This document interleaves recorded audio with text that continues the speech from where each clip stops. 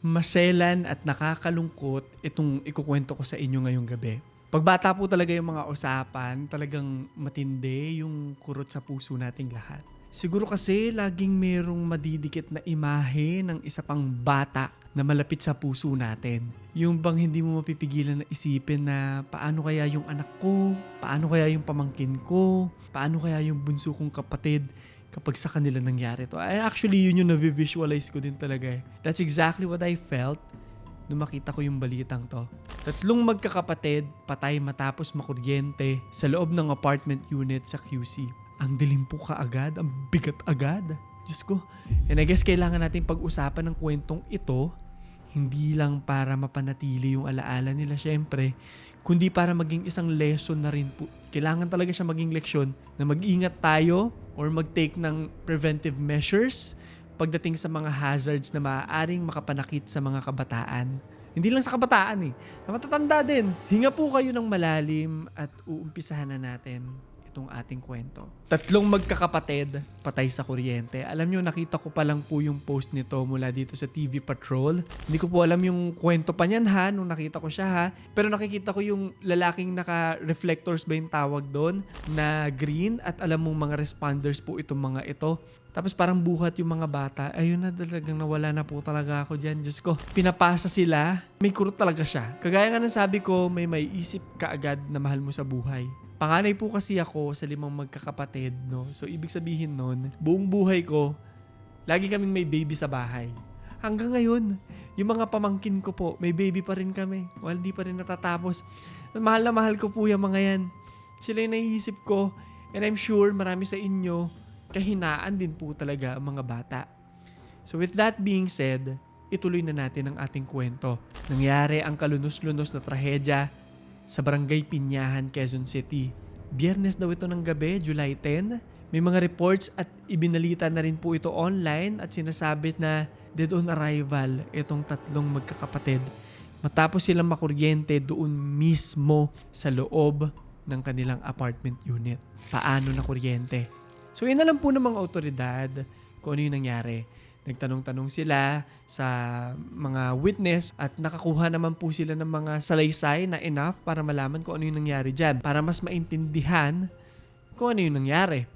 And mostly yung mga nakatira din po mismo doon sa apartment building yung nakausap nila. At sabi nga na nag-aalis daw ng mga nakasampay na damit sa may balcony ang isa sa mga biktima. Doon nag-umpisa. Paano naging 3? Pakinggan nyo. For context, noong mga panahon po to, nag-uumpisa ang isang bagyo. Hindi ko alam kung ano yung bagyo na pumasok sa atin, pero naaalala ko, nung araw po na to, July 10, nasa flight po ako, and sobrang dilim po talaga ng langit. Tapos, malakas din kasi yung hangin at ulan noong mga panahon na to, and then, hindi napansin nung isa sa mga biktima na meron palang kuryente, no? Siyempre kasi basa Hindi ko alam kung ano yung eksaktong lagay ng mga kuryente nito, no? Iniimbestigahan pa siya. Pero may electric current yung isa sa mga clothesline siguro, no? Na pinagsasampayan nila. Or meron siyang nahawakang bakal. Parang ganun yung nangyari. Mag-ingat po talaga tayong lahat. Yan lang talaga yung pumapasok sa isip ko nito. May mga hazards talaga na dapat nating chine-check. And as much as possible, make everything safe. Especially for kids. Ito yung sabi nung isa sa mga rumisponde, no? Noong nagresponde kami doon and based sa account ng witnesses, nakita sila doon sa maliit na bahagi ng parang balcony, para terrace, doon sa condo apartment unit nila. Sabi, nagsasampay nga daw yung isa sa mga kapatid and then sumigaw na lang daw bigla ng aray yung isa. So pumunta yung isa para iligtas siya. Sumugod daw yung panganay and then nung napansin ng pangatlo na hindi na sila umiimik, sumunod din para makita kung ano yung nangyayari. Tapos nakuryente na rin yung pangatlong kapatid. Nakakalungkot na talagang lahat po sila nadamay. Maiiwasan sana. But then again, wala namang may gusto na mangyari to. May mga mangilan-ngilan po tayong nakikitang comments na alam mong hindi kagandahan yung sinasabi pero I don't think ginusto po ito ng magulang. Walang magulang ang gustong mangyari to. And that's unfair. Sabi pa nila, Nung time na yon, umuulan kasi, hindi naman akalain na may kuryente pala doon nung nahawakan ng biktima, sabi nung isang responder. Tapos may isa pa silang kapatid, muntik na rin madamay sa pangyayari. Sinubukan din pala nitong tumulong, no? Ika-4 na kapatid to ha, 9 years old lang. Pero nashock din po siya ng kuryente, mahina lang. Napahinto siya. Tapos humingi na lang din po siya ng tulong sa mga kapitbahay, which is why nakahingi naman po agad ng tulong dun sa mga residente. Tulong po, tulong po! Ganon. Gusto ko, siguro nag-iiyak yung bata. It must have been a traumatic day. Hindi lang para sa kanya, kundi para sa mga kapitbahay nila. Sadly, too late na yung tulong na hiningi niya. Alam na natin kung ano yung nangyari doon sa mga kapatid niya. Pero grabe, no? Na-envision ko yung sarili ko doon sa bata. Parang araw-araw mong dadalhin niya hanggang sa araw ng pagkamatay mo. Nakita mo, mamatay yung mga kapatid mo sa harapan mo mismo. And I don't think anyone could ever recover from that. What a sad, sad day. So buti na lang din, kahit papaano, hindi ko masasabing swerte, no? Pero kahit papaano, hindi nadamay yung isa pang bata. 9 years old! Ayon sa mga reports at sa laysay ng mga kapitbahay na tumulong, kinailangan pa nilang patayin po talaga yung kuryente mismo sa loob ng buong building. Para sigurado, di ba? Siyempre, para hindi rin sila makuryente at masubukan na mailigtas pa yung mga bata. Aftermath. Of course, agad-agad dinala po nila sa ospital yung mga biktima. Pero binawian din po agad sila lahat ng buhay. Ayon dito sa article kung saan natin kinukuha ang impormasyon sa kwentong to, isang katanungan din kasi yung nasa isip ko. At sure ako, lahat kayo gayon din. Asan kaya yung mga magulang nila? Hindi sa sinisisi ko sila, but syempre, importante na malaman din natin yan. Sinubukan daw kunan ng pahayag yung tatay. And apparently, nasa trabaho ito nung mangyari yung insidente. Yung tatay nagluluksa nung makita namin. Hindi niya akalain na ganun ang mangyayari. Galing siya sa trabaho, driver siya. As driver, nakakapagod na trabaho po talaga yan. And most likely, wala talaga siya doon sa bahay buong araw-araw, di ba? Normal naman po yan. Kailangan niya mag-provide para sa mga anak niya. Ano na, mixed emotion eh. Sinusubukan ko pag matulog. Hindi mo makatulog. Nakakatawa kasi pagkat matatalino huli mga bata na yun. Masyadong dedicated sa pag-aaral. Lalo na yung dalawang babae. Hindi ko sure kung nasaan po yung nanay ng mga bata kasi wala po akong makitang impormasyon tungkol dito. Pero ito na yung susunod na katanungan natin sa kwentong to. Meron bang dapat na managot? Parang live wire kasi yan, di ba? Hindi ko alam kung may faulty wiring, no? Pero dapat safe kasi yan. Kahit umuulan, dapat maayos yung mga wire. Obligasyon yan ng kung sinong naglagay ng kuryente po dyan, no? Ang nasa isip ko po kasi, may pagkukulang din ba yung nagmamayari ng premises? Hindi ko po alam yung specific sa ganyang mga bagay, yung mga safety protocols, no? So I guess, that's something that we can discuss in the comments. O yung mismong kinatatayuan po ng kuryente, yung poste or whatever, may kasalanan ba yung Meralco dyan? Hindi ko po alam ha, hindi ko po alam to. Honestly, wala pa talagang kasagutan sa ngayon. Sabi nila na nagtatakdang magsagawa ng inspeksyon ang Quezon City Engineering Office sa Lunes sa nasabing building. July 13 po ito, which is 3 days after the incident. And I hope na makuha lahat ng kasagutan na dapat managot kung sinong dapat managot. At kagaya ng katanungan ko, sabi rin po sa mga reports na patuloy ding iniimbestigahan ng pulisya ang insidente para malaman kung may pagkukulang ba or negligence sa parte ng pamunuan ng building. Sabado ng umaga nang maibalik ang supply ng kuryente sa building. Syempre natatakot din sila na i-on agad yan di ba? Pagluluksa. Kung makikita po natin, merong isang napakalungkot na larawan ang ipinost ng GMA News kung saan makikita po natin na merong kandila. Ang bigat ng larawan po sa puso. Mararamdaman mo na apektado, hindi lang syempre yung pamilya niya, kung hindi yung buong community nila doon. Sabi sa post, nagtirik ng kandila ang isa sa mga kapitbahay ng 3 magkakapatid na nasawi matapos makuryente sa kanilang apartment sa Barangay Pinyahan, Quezon City, pasado 6:45 PM kagabi, July 10. Ayon sa isang residente, madalas daw bumili ang magkakapatid sa kanilang tindahan.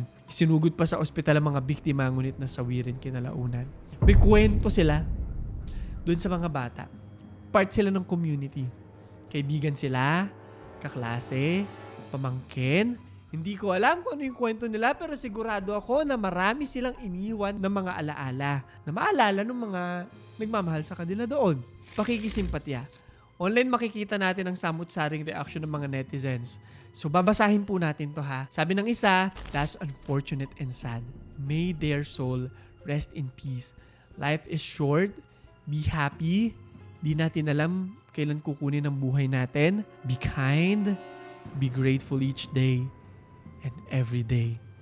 Cherish every moment you have and grab every opportunity you can. Medyo naiyak ako binabasa yung comment niya. Hindi mo talaga alam kung kailan ka kukunin o kung kailan kukunin yung mga mahal mo sa buhay. Live in the present. Ngitian mo sila.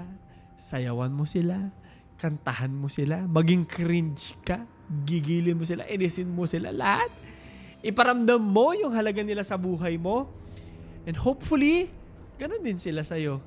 Isa sa mga realizations ko rin po to, no? Pasensya na medyo sentimental ako sa kwento, na masyadong maigsi po ang buhay para mag-hold tayo sa mga bagay na dapat ina-express natin. Siguro dahil matanda na lang po ako, no? Kaka-33 ko lang last week, kaya nga nandun po ako sa Vietnam.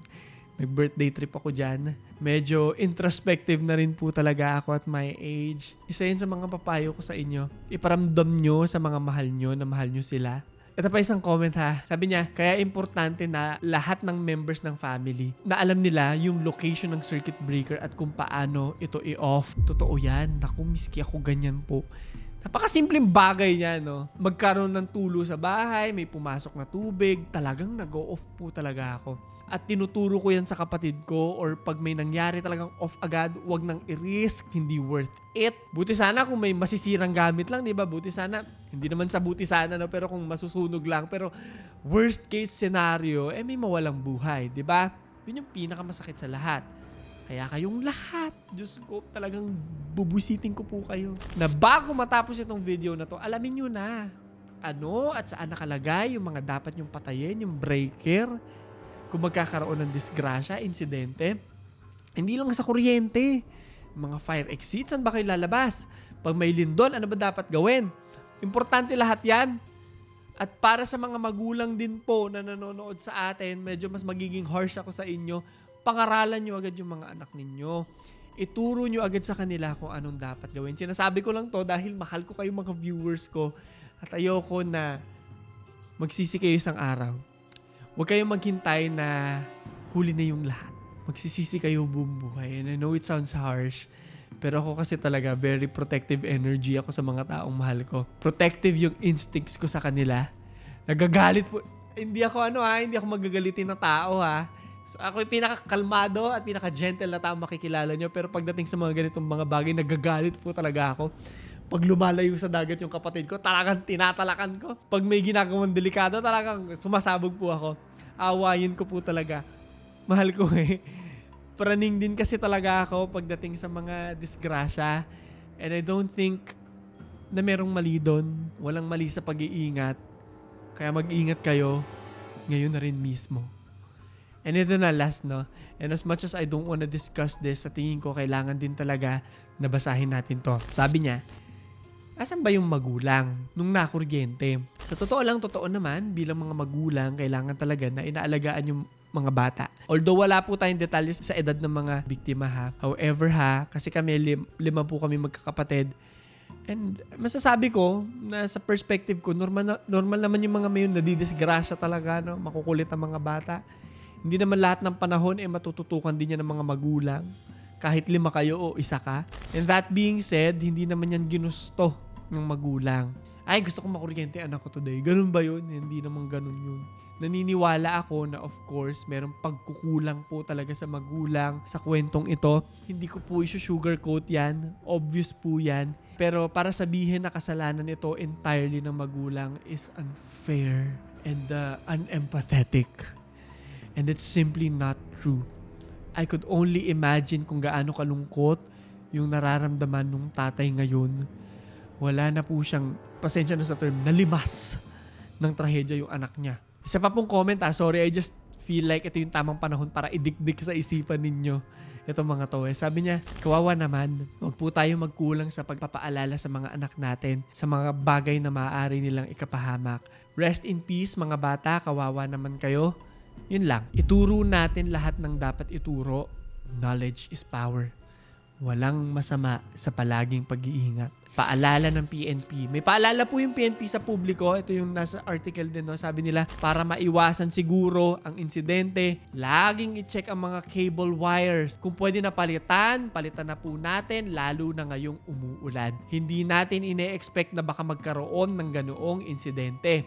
Iwasan din na magsaksak ng appliances kapag basa ang kamay. With this being said, kumuha po ako ng listahan, mabilis ang listahan lang, ng mga dapat gawin para hindi ito mangyari. Sabi, huwag maglagay ng alambre o metal na sampayan malapit sa mga linya ng kuryente. Mas ligtas ang lubid o iba pang non-conductive na materyales. Meron din kasi akong kakilala na mismo sa wire nagsasabit ng mga, Diyos ko po, huwag niyong gagawin yun ha. Panatilihing may sapat na distansya ang sampayan sa mga kable ng kuryente. Kung sa tingin ninyo ay masyado itong malapit, ilipat na lang po ng lokasyon ang sampayan. Turuan ng mga bata na huwag humawak o umakyat sa kahit anong mga kable o bagay na malapit sa linya ng kuryente. Ipaliwanag sa kanila na ang kuryente ay maaaring makapinsala kahit hindi direktang hinahawakan yung mismong kawad. Huwag din gumamit ng sirang mga extension cord, outlet, appliances, ipagawa or palitan agad sila.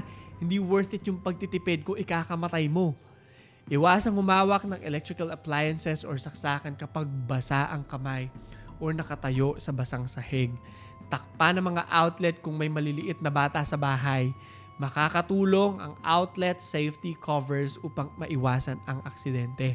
Huwag din mag-overload ng extension cords at power strips. I think marami na tayong kwentong ganito ng mga nakaraan, 'di ba? Yan din yung dahilan. Sundin ang tamang kapasidad ng mga ito. Kapag may napansing nakalaylay o nakaputol na kable ng kuryente, huwag itong lapitan. Agad ipaalam sa barangay o sa electrical utility sa inyong lugar. Regular na ipa-check up ang electrical wiring ng bahay, lalo na kung luma na yung gusali o madalas nagkakaroon ng electrical problems. Sa oras ng emergency, unahin ang kaligtasan. Kung may nakuryente, wag agad aagawakan ng mga biktima. Unless napatay na yung kuryente o nakakatiyak na po ang lahat, naligtas ng lapitan sila. Ang trahedyang ito ay nagsisilbing paalala na ang kuryente malaking tulong po talaga sa atin yan sa araw-araw. Useful talaga yan. Pero maaari rin itong maging panganib kapag napabayaan. Maging mapagmatsyag, tiyaking ligtas ang ating tahanan at turuhan ng mga bata sa tamang pag-iingat. Ang ilang minutong pag-iinspeksyon at pag-iingat ngayon ay maaaring makaligtas ng buhay bukas. Huwag kalimutan na mag-like, subscribe at notification bell. Sa mga nagre-request po ng stories natin, bisita kayo sa aking Instagram. Pasensya na, lungkot ng vibe ko. Nadala kasi talaga ako sa kwento. Anyway, message nyo lang ako doon kung may mga request po kayo stories. At ito yung ating question of the day. Nawalan ka na ba ng mahal sa buhay dahil sa isang aksidente? Paano ito na-handle ng puso mo? Masasabi mo ba na nag-heal ka na mula rito? I-comment mo sa ilalim. So yun lamang po. Ito si Claro III at ito ang aking kwento. Mag-ingat, mag-check, okay?